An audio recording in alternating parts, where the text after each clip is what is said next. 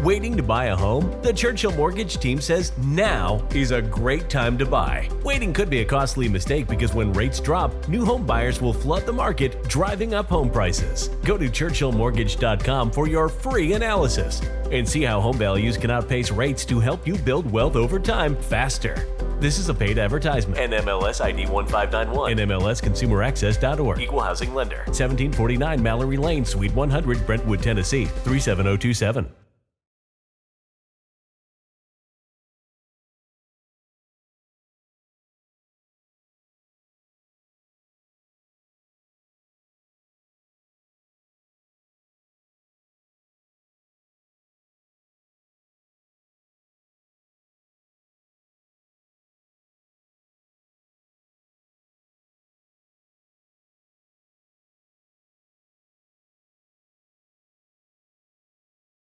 In today's economy, cash flow is tight and families are held captive to high interest rate credit card debt. What people don't realize is how they structure their current mortgage can significantly reduce these problems. At Churchill Mortgage, you'll get a free analysis and learn how to eliminate credit card interest rates, lower bills, and start taking control of your budget. Get started at churchillmortgage.com. This is a paid advertisement. NMLS ID 1591. NMLSconsumeraccess.org. Equal housing lender. 1749 Mallory Lane, Suite 100, Brentwood, Tennessee 37027.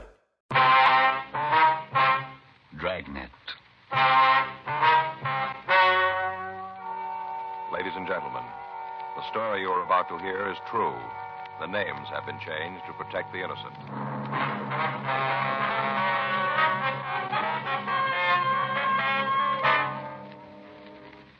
You're a detective sergeant. You're assigned to juvenile detail. For the past 2 weeks, there have been rumors of a teenage gang war taking place in your city. You don't know when it's going to start. You don't know where. Your job, stop it.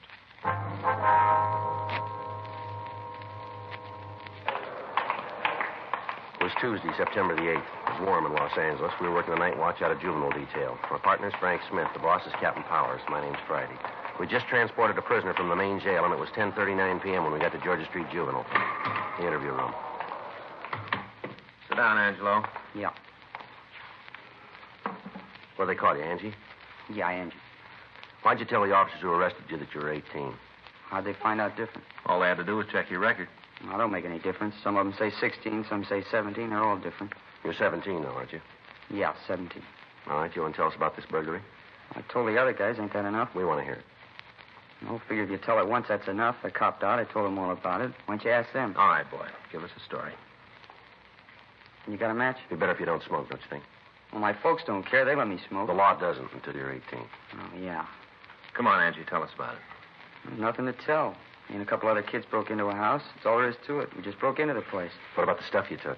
I told the other two guys all about that. The officers from burglary? Yeah, they said it was from Central. I told them all about it, everything. You show them where the plant was? I told them I didn't go there, though. I just told them. What'd you steal? Huh? The things you stole, name them for us. Just different stuff. You know, like you find in a house, all kinds of stuff. Was there an electric mixer? Yeah, good one. You know, with orange juice attachment, good. What else? Electric razor, some silverware. What kind of silverware? You know, like you eat with. Was there a silver tea service? A what? A tea service, you know what I mean? If I knew, I wouldn't ask you. Like a coffee pot with legs, a lot of scroll work on it, silver, you know. Oh, yeah, I know. Oh, was there one of those? No. How about a German Luger? You mean a pistol? That's right. No, there wasn't one of them.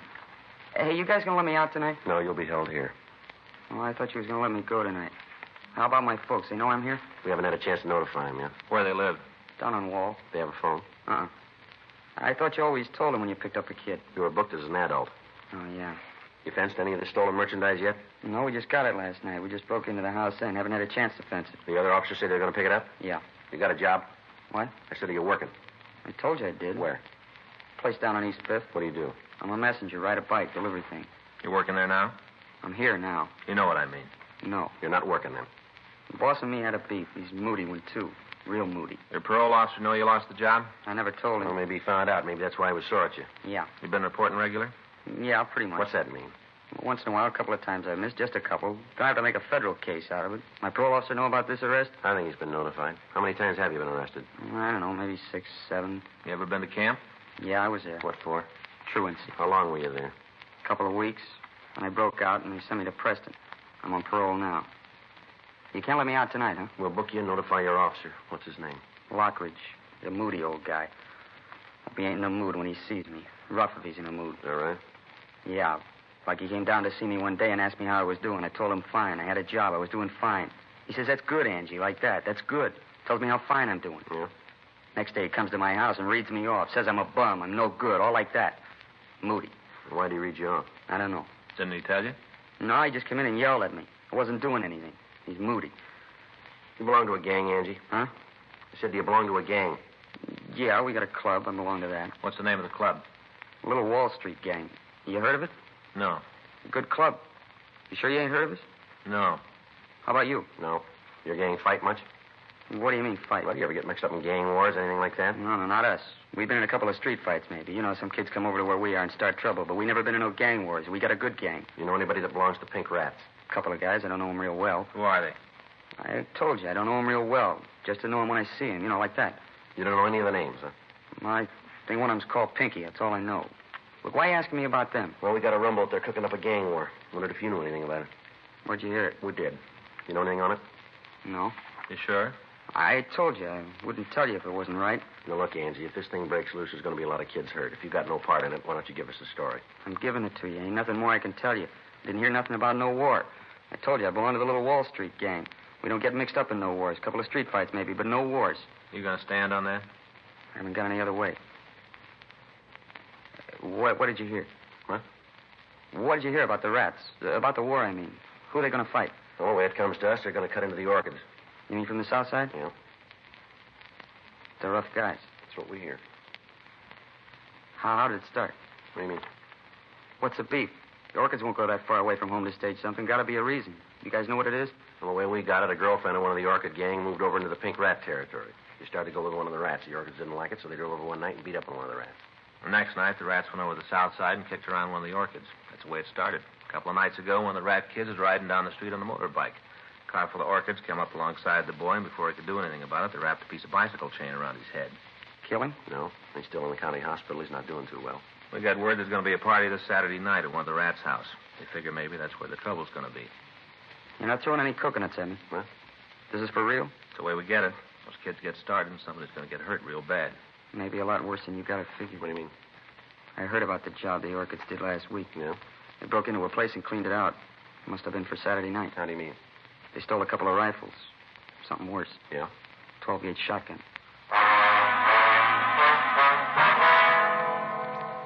10:45 p.m. Angelo Marcal was rebooked at Georgia Street Juvenile on a charge of burglary. His shoes and his belt were taken from him, and he was held in detention. We put in a call to his parole officer and told him what had happened. After that, we drove by Marcal's home to inform his parents of the arrest, but we found nobody there. We left our card with a notation asking them to call us when they returned. Before the Marcal boy had been placed in a cell, we'd gotten a description of the boy he knew as Pinky. After trying to contact Marcal's parents, we went up to the second floor of the juvenile division and had the record bureau check the nickname and description. We came up with 3 possibles. We pulled the mug shots of the boys and showed them to Angelo Marcal, but he was unable to give us an identification. It was difficult to tell if the boy was lying or telling us the truth to try to cover up for the members of the Pink Rat gang. The following afternoon, Wednesday, September 9th, Frank and I checked into the office, and then we drove out to see the parents of the Marcal boy. They still hadn't returned, and the neighbors told us that they had seen the couple drive away early Monday morning without giving any indication as to when they might return. We asked the woman who lived next door to call us when they did come back. 4:40 p.m., we drove over to the east side of town to check on the 3 possibles named Pinky that we'd turned up the previous night. All of the boys were able to prove to our satisfaction that they were not the Pinky we were after. We talked to the youngsters in the neighborhood, asking them if they knew anything about an expected gang war. Either they didn't know anything about it or they wouldn't tell us. 6:15 p.m., we went back to the office and put in a call to Central Burglary. Yeah. We haven't got the exact date.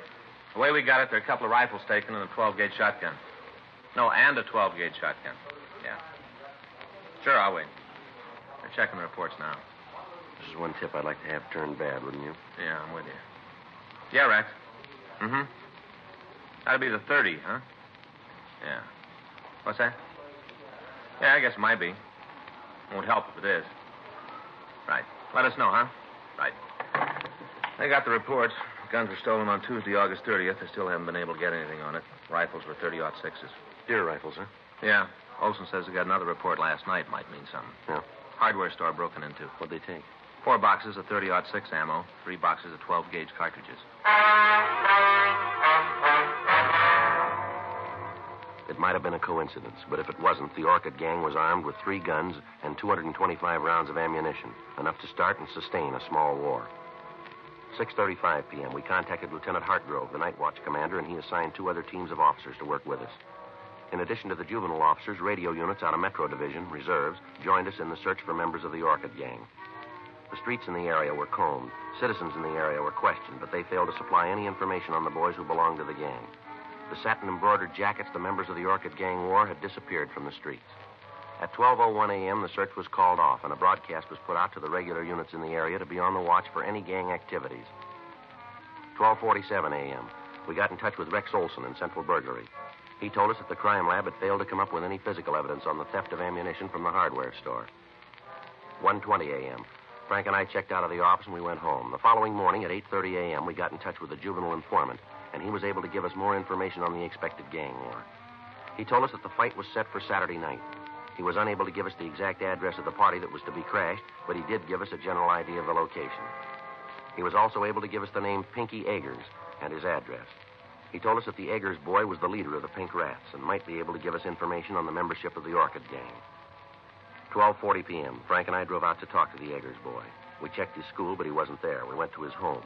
It was a small one-story frame building with a weathered picket fence surrounding it. A 1947 hopped-up Ford was in the driveway. Frank and I went up on the porch and rang the bell. Yard could sure stand a cleaning up. Yeah, wonder who the car belongs to. I don't know. Sure looks fast. Yeah. Yeah? Like to see Pinky Eggers. Who are you? Police officers. Well, can't you lay off the kid? Why don't you quit rousting him? Is he here? No, he ain't here, and if he was, I don't think I'd let you see him. That his car? Yeah, it's his. Registered in his name? No, in mine. Now, what are you after the kid for? I want to talk to him. Well, talk to me. I'm his father. Anything you got to say to him, you can tell me. Your boy belonged to a club called the Pink Rat Gang? Why? Does he?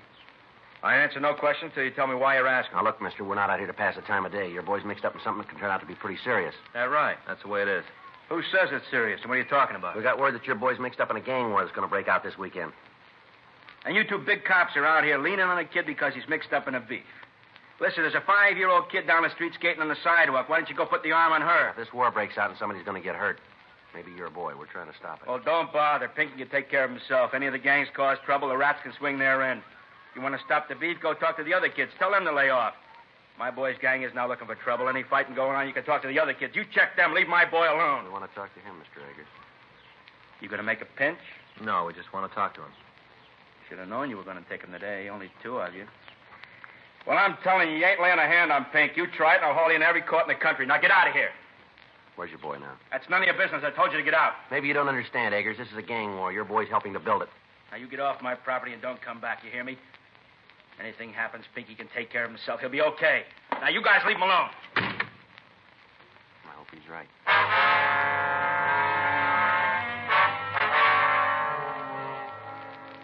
3:15 p.m. Frank and I drove over to Pinky Eggers' school again. We spent the next 2 hours talking to the youngsters in the neighborhood.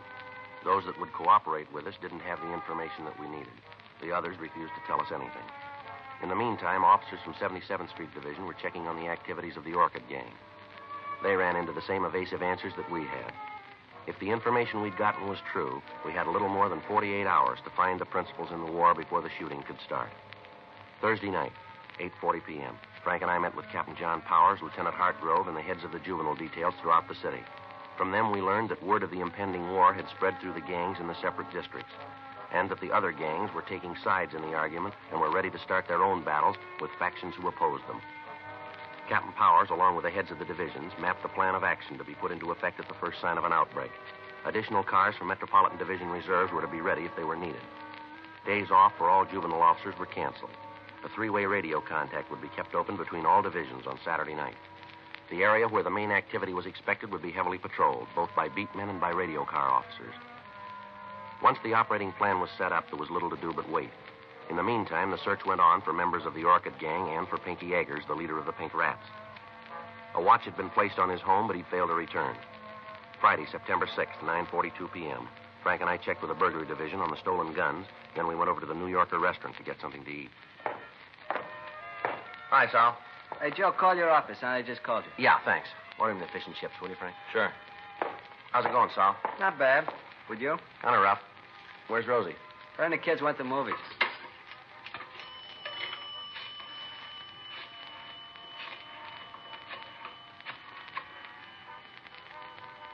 $2568, please. Yeah, George Juvenile. Right. Lieutenant, this Friday. Well, when did it happen? Well, wait till I get a pencil. Saul, hand me that menu, will you? Yeah. Here you are. All right, go ahead. Yeah, I got it. Yeah. Well, what do you want us to do? Yeah. They know yet? Yeah, all right. No, we'll get right over there. Bye. Never mind the food, Sal. What's the matter? Kids didn't wait until Saturday. They just shot up Highland Park. What's the score? Still coming in. A good start. Yeah. 11-year-old boy killed.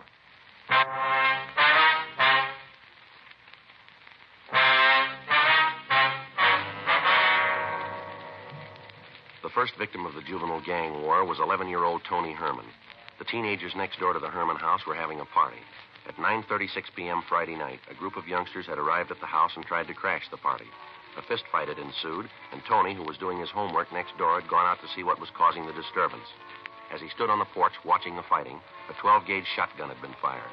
The pellets from the cartridge had caught the youngster in the stomach and the abdomen, and he'd gone down. At the sound of the shot, the fighting had stopped, and the party crashers had left the scene. The police had been called, and Tony was removed to Georgia Street Receiving Hospital. He was dead on arrival. From the neighbors, descriptions of the party crashers had been obtained. All of the boys wore satin jackets with a large white orchid embroidered on the back. One of the people who saw the shooting said that the boy who'd fired the gun wore a jacket with the name Gene under the orchid design. A broadcast was gotten out immediately, along with a description of the car that the juveniles had used to escape. The parents of the Herman boy were not at home when the shooting occurred. From the neighbors, we found that they usually went to a movie on Friday night, and they didn't return until after midnight. An officer was stationed at the house to bring them to the hospital when they returned. At 1:34 a.m., Mrs. Herman arrived at the hospital. She was a small, dark woman with graying hair. She didn't know what had happened. Frank and I met her in the hall. I want to see Sergeant Friday. Is he here? I'm Sergeant Friday, ma'am. Well, I'm Mrs. Herman. They say something's happened to Tony. Yes, ma'am. You want to step in here? Might be a little better to talk. All right. Can I see him? He isn't hurt bad, is he? It's that bicycle. I told his father I knew it was too soon for it. He's so little, and to buy him a big bike like that, well, he couldn't hardly reach the pedals. Well, that's it, isn't it? He fell off the bicycle. No, ma'am. What is it, then? What is it? Something more? He's hurt. I want to see him. Just a minute, Miss Herman. Why won't you tell me what happened to him? My husband will be here in a few minutes, and he's going to want to know. Why won't you tell me? How bad's he hurt? Pretty bad, man. That's not an answer. How bad's he hurt? He's dead. Dead? Can we get you anything? My boy's dead? Tony?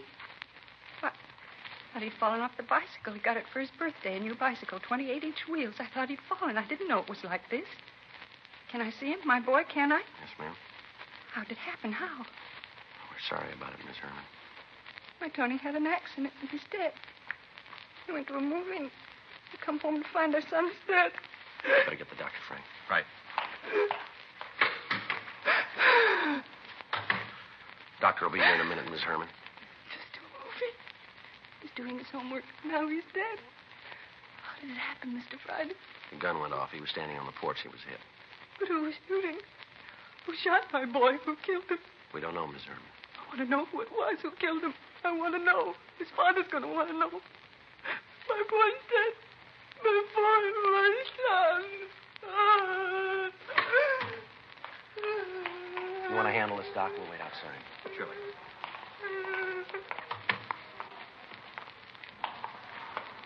Kind of hard to do. You're going to make up for it. Huh?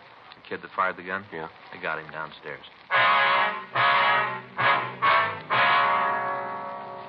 A few minutes after the broadcast had gone out on the boy wearing the jacket with the name Gene on it, two officers on York Boulevard had picked up the speeding car. In shaking down the occupants and the car itself, they'd found the jacket hidden under the rear seat. In the trunk of the automobile, they'd found the stolen rifles and the shotgun with one discharged cartridge in it. The three boys in the car had been taken into custody and brought immediately to Georgia Street. Two of the youngsters had been taken to the detention cells, and the third, who identified himself as Gene Graff, was brought to the office of the night watch commander. From the identification found in his pockets, we learned his name, address, and his age, 16 years old. His parents were notified that he was being held, and they were asked to come to the office immediately. All the time the boy had been in the room and the calls had been made, he refused to say anything. When Frank hung up the phone after calling his parents, he made the first statement. What's that going to prove? What's that? Having them come down here. What are you going to prove with that? You want to tell us about it? How's the kid? You going to be all right? No, he's not. How bad's he hurt? He's dead. Rough. That's all you got to say? What do you want me to say? You gunned down an 11-year-old boy, and that's all you got to say about it? Look, cop, I know the routine. You read me off, make a big speech, and I'm supposed to feel real bad. Well, I'd like to go along with you, but it won't work. Look, save the effort. Use the words in somebody else. Do what you're going to do, and let's get it over with. How old are you? You already saw it. How old? 16. Pretty heavy, aren't you? I've been around, yeah. Don't get smart, kid. Not my fault. I was born that way. How many times you been arrested? Couple. How many times? 4. For what? Suspicion 211. Suspicion 245. You're 16. You've been picked up for robbery and assault. I didn't stand any of them. You ever been in camp? No. You ever served any time? Look, the taxpayers pay you a lot of money to keep records. Why don't you look all this up? It's there. Where'd you get the shotgun you used tonight? I won it in a raffle. I got a lot of luck. Yeah, well, it just ran out, kid. Now, I'm going to give you a piece of advice. If you're as smart as I think you are, you're going to take it. You start answering these questions, you start answering them right. You bought yourself a pile of trouble that you and that smart mouth of yours aren't going to talk your way out of. You killed somebody, an 11-year-old boy. You walked up that house with a gun you were ready to use. And you just answer the questions and never mind the sarcasm. Put the muscle away.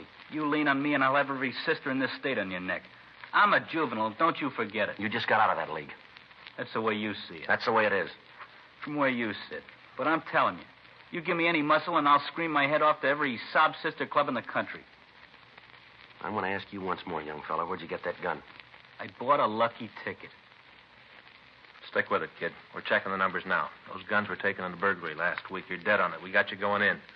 You try to make it stick. Don't worry, we will. Use narcotics? Do I look like a hype? I asked you a question. And I gave you an answer. Did you drink? Sure, I'm a real lush. I'm going to tell you something. We're running out of patience with you. Well, then you better go get pumped up. You're going to need a lot more. What were you doing out there tonight? Where? Come off it. You know what I mean. Gently, gently. What were you doing at that party? What do you usually do at a party? I was having a good time. Why'd you take that gun with you? I was in the car. I didn't take it. I went along for the ride. Well, who put it there? I don't know. Other boys say it was yours. That's a lie. Prove it. I don't have to. You got to prove I did know about it. We don't have to prove a thing. There are a couple of people who saw you shoot the kid. Guys you were with it copped out. You're nailed and you know it. We'll see what the judge has to say about it. I've gotten off before. I'll swing it this time. I'm a juvenile. I'm not responsible for what I do. You really believe that, don't you? I said it. You know, I got 2 kids. What do you want, a medal? I got 2 kids. They're pretty good youngsters, too. They go to school, they study hard, and they're trying hard to grow up to be decent human beings. They'll get married and raise ordinary families. They'll never do much of anything special to get their names in the papers. Nobody's going to give them much notice, and maybe that's the way they want it. But all of a sudden, somebody like you comes along, mean and rotten, and people hear about you. They figure all the kids sat down and wrote your name on a ballot, and now you represent all of them. That you're the shining example of American youth. They sit there and shake their heads and talk about what's happening to the younger generation. They got the wrong picture. It isn't true, none of it. You framed it.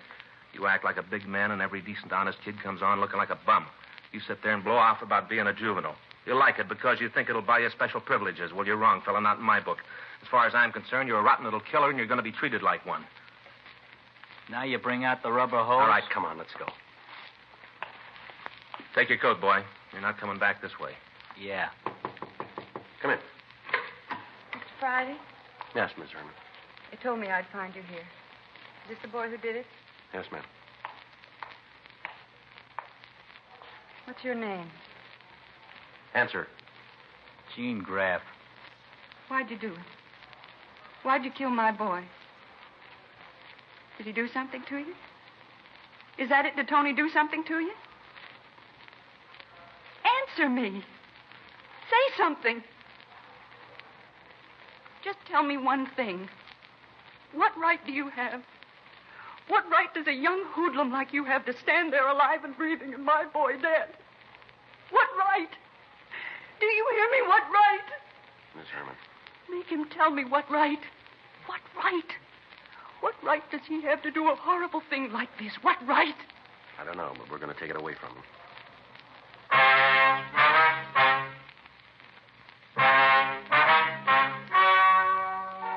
The story you have just heard is true. The names were changed to protect the innocent. On October 4th, a petition was filed in juvenile court, and the subject was declared unfit to be tried as a juvenile. He was ordered to be tried in superior court under the general law.